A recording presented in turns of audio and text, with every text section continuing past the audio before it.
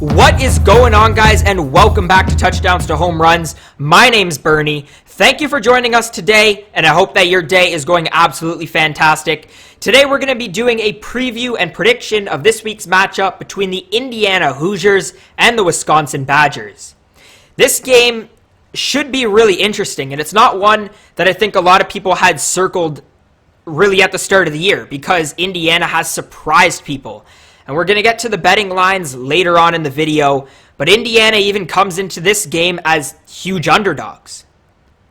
Wisconsin's coming off a disappointing loss to Northwestern. We'll get to all the box scores in just a second. Indiana, though, still only has one loss, which is to Ohio State.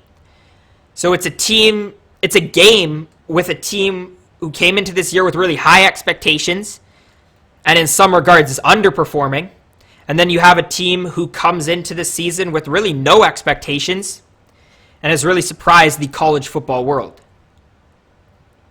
These two teams have not played a game since 2017, but Wisconsin has dominated the all-time series by a record of 40 wins, 19 losses, and 2 ties.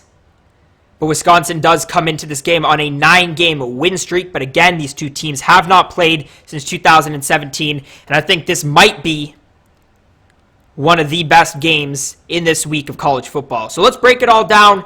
Let's start with the box score from Indiana's game last week. They took on Maryland. They took that game by a score of 27-11.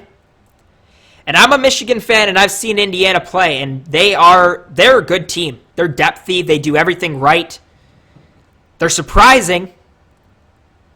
But again, at this point of the season, I would not be surprised at all if Indiana shocks people and takes down Wisconsin. Penix only passed 6 for 19, 84 yards. Jack Tuttle came in 5 for 5, 31 yards. But again, they do most of their attack on the ground. Baldwin Jr., 16 carries, 106 yards. Stevie Scott played absolutely fantastic. 24 carries, 80 yards, 3 touchdowns. The team overall had 234 rushing yards on the ground. Indiana can run the ball. Wisconsin has to definitely be paying attention to that. Miles Marshall led the way in terms of receiving, 2 receptions, 39 yards. Again, Indiana didn't pass the ball very much, but they have some very talented receivers when we look at guys like Whop, Philyor, Fryfogle. Both of those guys only had 2 receptions last week. I would like to see Indiana go into the air a bit more, find some consistency at the quarterback position, and see if they could get some of those talented receivers involved, because I definitely saw the damage that they could do, especially in the air, when they faced Michigan. Defense for Indiana last week, they were very solid. Only allowed 11 points. 8 of those came in the fourth quarter when the game was essentially already over. They forced 3 turnovers on Maryland. Maryland had all kinds of trouble. And we'll see what Indiana can do against a Wisconsin team that struggled against Northwestern. Now, Northwestern's defense is better than Indiana's defense, and we'll get to that in just a second. But they gave Tulia Tagovailoa a lot of troubles, and that's a Maryland team that was playing some decent football. They struggled again in week 1 against Northwestern, but were on a 2-game win streak and then had 2 games canceled. So that's not a Maryland team that is not talented, and that was a very solid win by Indiana. Anyways, let's switch over to Wisconsin. Their last game, they faced 19 Northwestern at the time. Northwestern took that game by a score of 17-7, and Wisconsin did not score after the first quarter. Northwestern has a better defense than Indiana. Again, Northwestern has, so far this year, a top-looking defense in the country. But Graham Mertz has to be better than he was in that game. He only passed 23 for 41, 1 touchdown, but 3 interceptions, and a QB rating under 40. Again, Wisconsin's a team that's played Michigan. I know Michigan doesn't have a good defense or offense at this point, but I saw what Wisconsin was able to do when they're clicking, and they were far from that against the Wildcats. They ran the ball okay, 136 rushing yards as a team. Jake Ferguson led the way in terms of receiving. He had 7 receptions for 58 yards. Their only touchdown They only had 1 touchdown that came out of the air and 230 receiving yards as a team. The Wisconsin defense was pretty solid. I watched the Northwestern offense last week. They were not fantastic. Northwestern has had some quarterback problems, but, you know, when we look at this game as a whole, Wisconsin held Northwestern to 2 for 15 on 3rd down. Got a turnover. They didn't play fantastic. But the reason it looks like they didn't play fantastic was the 5 turnovers. Can't do that against Indiana. And I think they need to be able to force turnovers against Indiana. And, you know, I'm just looking back to sort of the way Indiana played against Ohio State and what Ohio State did right against them.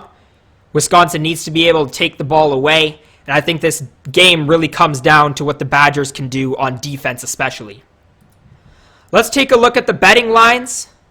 Indiana comes into this game as number 12 in the country. Wisconsin number 16.